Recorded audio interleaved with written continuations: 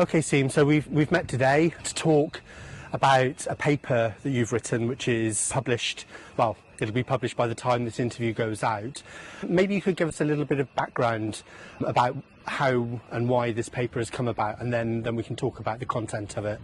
So what I've done recently is critically appraise the evidence around the COVID vaccine, specifically the mRNA vaccine. And the reason that I looked into this is that I suffered quite a personal tragedy with the sudden death of my father in July last year. He was a very fit and well man. He was 73 years old. During the whole of lockdown, he was walking 10 to 15,000 steps a day. He was very conscientious of his diet. I had assessed his heart a few years earlier, and in fact he actually had improved his lifestyle since then. But his post-mortem findings really shocked me.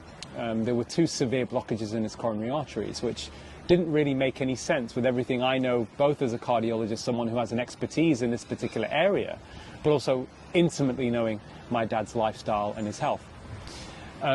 Not long after that, data started to emerge that suggested there was a possible link between the mRNA vaccine and increased risk of heart attacks from a mechanism of increasing inflammation around the coronary arteries. But on top of that, I was then contacted by a whistleblower at a very prestigious university in the UK, the cardiologist himself, who explained to me that there was similar research findings in his department, and that those researchers had decided to essentially cover that up because they were worried about losing research funding from the pharmaceutical industry. But it doesn't stop there. I then started looking at data in the UK to see had there been any increase in cardiac arrest. My dad suffered a cardiac arrest and a sudden cardiac death at home. Had there been any change in the UK since the vaccine rollout? And again, those findings were very, very clear. There's been an extra 14,000 out-of-hospital cardiac arrests in 2021 versus 2020, so post-vaccine rollout again. My own clinical experience, several people I know in my own social circle, at least half a dozen people unexpectedly suffered sudden cardiac death within weeks to months of having the vaccine. Again, unexpected. So for me, the evidence is very, very clear. When you look back at the original Pfizer trial, the randomized control trial published in the New England Journal of Medicine, that actually was the basis on which there was a huge vaccine rollout across the world for this particular vaccine. There is a smoking gun. If you look at the supplementary appendix there were 4 cardiac arrests in the vaccine group versus 1 in the placebo. When you put it all together, it makes a very strong case that there is a clear link between this particular vaccine and increasing cardiac risk. We now know it causes myocarditis in probably up to 1 in 2,700 people, which is inflammation of the heart muscle. We know there's a signal for cardiac arrest. Recent data from Israel published in Nature Reports shows in the ages of people aged between 16 and 39, there was a 25% increase in either heart attacks or cardiac arrests, not linked to COVID, but absolutely linked to the vaccines, the mRNA vaccine. So, as far as I'm concerned, the evidence is overwhelming. This vaccine does have a strong link with increasing cardiac risk and cardiac death. What do you want to happen? Well, I think that the data now, if you look at it in totality, first of all, we need to have a more robust analysis where people can understand what the benefit of the potential vaccine is for them versus the harms. But the upshot from everything I've looked at in these papers which have been published is that I think that the evidence is very, very strong to call for a complete suspension of this vaccine pending an inquiry, so that we can have a more honest discussion about who potentially benefits, who's going to get more harm than good, if at all. And, you know, I think most people watching this will be aware of some of the censorship that goes on. And, I mean, this is a huge thing for you to put yourself out there like this. Are you worried about that at all? No, for me, what's most important, my duty is to patients and to scientific integrity and to the truth.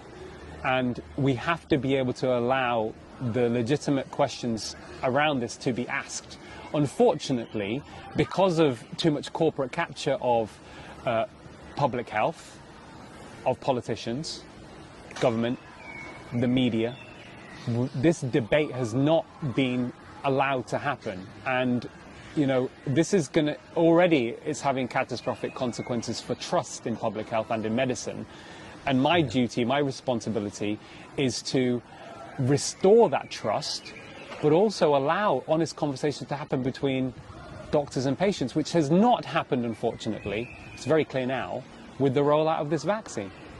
And of course, this is very, very personal to you. I mean, how do you feel about the whole episode now? Because I think, early on, when this started to emerge, the questions, you were kind of on the other side of the bench, weren't you? You kind of like, well, I don't think it's the vaccines. Yeah. And you've come full circle now based upon the evidence that you've seen. Yeah, I mean, just to add to that, James, to be honest, I was, very supportive of the vaccine rollout at the beginning. I was one of the first to have the vaccine because I helped out at a vaccine centre, so I was given, what was left over.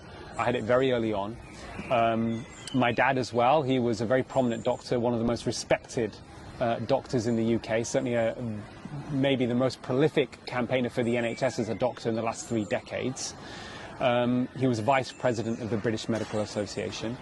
And to now have no doubt in my mind that this vaccine killed him, I am his only advocate. He was the last surviving member of my immediate family. And I have a duty to him as well, and to public health, to get this information out. Yeah, so Asem, I think one of the clear things with all of this is you're not anti-vax, right?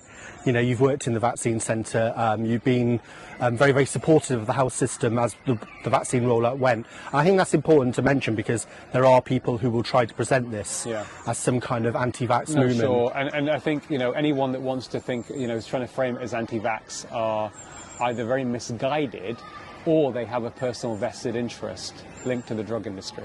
Yeah. What I would say, look at the facts. I was one of the first to have it. I helped out in a vaccine centre.